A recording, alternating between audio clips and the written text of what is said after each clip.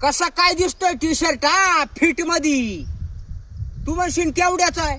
खाली गाड्यावर 50 रुपयाला घेतलाय.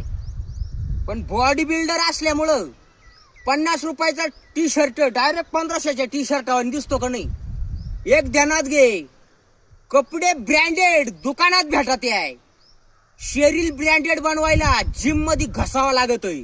तुला काय वाटलं काही काही लग्नात जात्या असे कलवारे इम्प्रेशन मारावा म्हणून असं 1,500चे जॅकेट घेऊन तो कुडता बिडता आणि पैसा कायम बुडता. शरीर ब्रँडेड नाही आणि याचं पोट बंगालला तो बुंड गुजरातला आणि तोंड तो कुणीकडे यवतमाळला कळतच नाही.